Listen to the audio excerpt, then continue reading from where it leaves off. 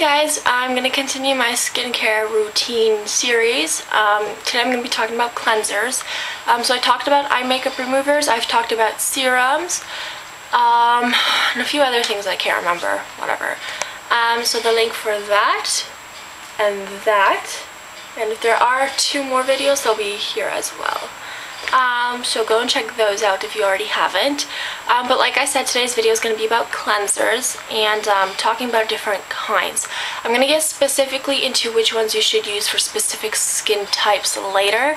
Today is more of the kind of basic video describing what they should do.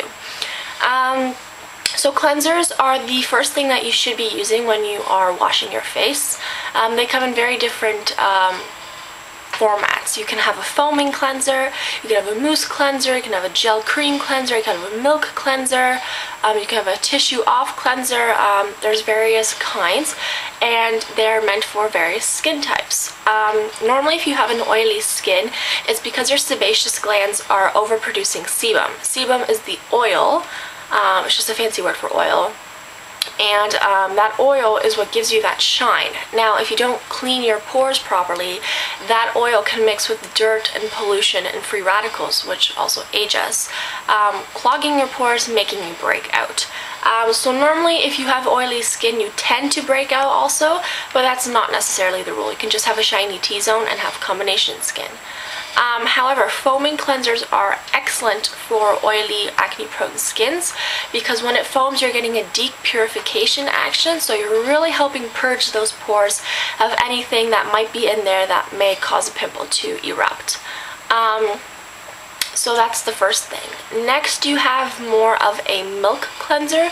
Milk cleansers are specifically for extremely sensitive and dry skin.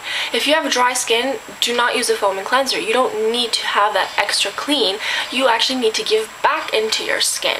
So a milk cleanser, you're actually taking off your makeup, you're removing any dirt that may be on your face, but because of the texture, you're actually hydrating your skin. Instead of taking off and that's it, you're taking off, but then you're replenishing. You're replenishing that moisture, that hydration, that soothing factor. Then you have combination skin. You can have a hint of a foam aspect and a hint of a milk aspect, hence a gel cream kind of texture. It won't sud as much as a typical foaming cleanser. There will be a little bit of sudding, but not enough to strip the skin. And it's extremely soft and emollient, so you're also hydrating the skin. So you're treating two targets or 2 aspects of your skin type. So that's that. Now the thing you have to remember is when it comes to foaming cleansers, you can say, oh, I have acne prone skin and I'm using Neutrogena acne wash and it foams, but it's still making my skin incredibly dry. That's because those foaming cleansers, they're completely stripping your skin. You can have a foaming cleanser that is meant for sensitive skin, and it's not going to make your skin dry and flaky, because what you're taking off, you're replenishing back, not in terms of the actual object. Like if I take off my makeup, I don't give back makeup, I give back hydration. So it's important to find a cleanser that's right for your skin tone, however that it's actually of high quality so you don't do more damage than good. And that's going to be a little bit of a follow-up to another video that I'll be talking about expensive skincare versus cheap skincare. There are some products that you can get away with that are significantly lower priced and they work phenomenally, but majority of times you get what you pay for in skincare. Because what happens is the ingredients on the back are always listed in the quantity that they're in.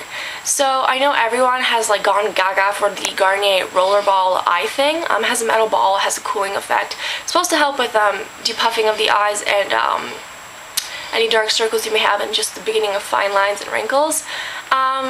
It works. It does, I'm not gonna lie, it works.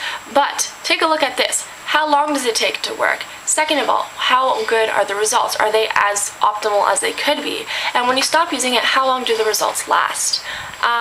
When you look at the ingredient box, you'll see that are depuffing and anti-aging agents in there. However, they're at such a minimal level that they're not working as much as they could. So when you have an eye cream from Garnier and then you have an eye cream from Lancome, Lancome's ingredients are significantly of better quality and of much higher concentration. That's why it works a hell of a lot faster. The results are as good as they potentially could be. They're up there. They're performing the way that they should, not the way that they could. And the results last a lot longer as well. So certain items, you know, maybe a makeup remover, I use the high-end stuff because of the hydration factor. If you want to see my explanation for that, click this. But you know, if you can't afford a $30 eye makeup remover, that's totally understandable. We're in a recession, but there are comparable companies. Biotherm, they have their makeup remover that's really good. Les Vautier, theirs is $22, I believe, and theirs is really good too. So it sucks to pay more, but in the end, if you are in your 20s or 30s or even your 40s and you look great for your age, you're aging with grace, instead of spending like $80 on an eye cream when you're 50 because you didn't take the necessary precautionary steps, you can just maintain your skin and help with cell renewal and with, you know, maintaining the skin that you have, erasing any sun damage that you have, keeping that hydration level up so you don't have that dry, dull, lackluster skin. So if you invest in your skincare now, your skin's going to repay you in the end, because in the end, you're not going to have to buy Guerlain for $435. Yes, in my store, I sell a cream for $435. It's an anti-aging cream, and it's absolutely beautiful. It is the most... I could talk about this cream for 10 years. It is honestly such an amazing and beautiful product. But you know what? Like spending almost $1,000 on a moisturizer because you didn't do the necessary steps when you were younger, that seems like bollocks to me. So, you know, if you're a student, obviously I'm not telling you go and buy like $300 moisturizers right now, but just, you know, take care of your skin. When you're applying eye makeup, don't pull and tug around the eye area. Use the ring finger. Wait, I'm not going to flip you off. There we go. Use your ring finger when applying concealer or your eye primer, so you're not pulling and tugging the skin, causing premature wrinkles. Use serums. You don't have to use an anti-aging serum. In my previous serum video, click this, I use serums. I use like 3 or 4, and they're not anti-aging whatsoever. They're just treating the concerns I have now, so that when I do have anti-aging concerns, which is going to be like in a few years, it's not going to be as severe, because it's not going to be like, oh my god, wrinkles and lines, oh my god, and hyperpigmentation and sun damage and this and that and then blah blah blah blah blah. No, it's just like, oh, I have a wrinkle. You're gone anyways. It's, you know, you're taking care, and in the end, it will repay you.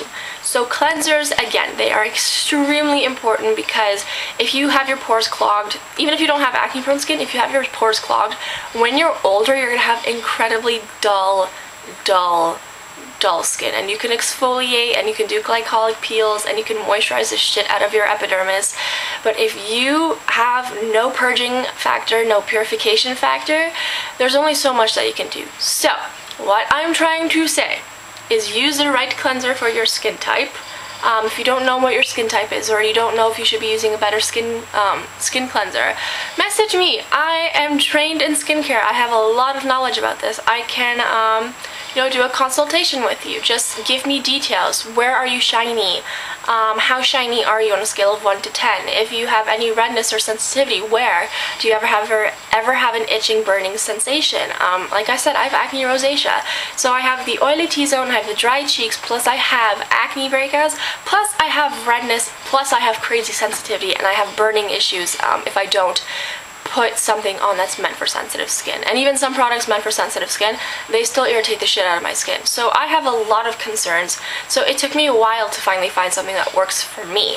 If you have normal issues like, oh, I have a T-zone, let me know if you have any sensitivity issues. If you don't have any anti-aging concerns, if you don't have this and this and that, I could easily, you know, segregate through all of that information, just advise you with a cleanser.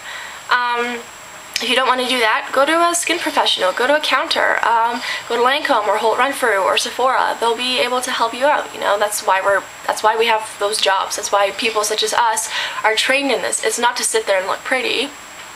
it's to help you guys. So yes, this is the conclusion to investing in your skincare.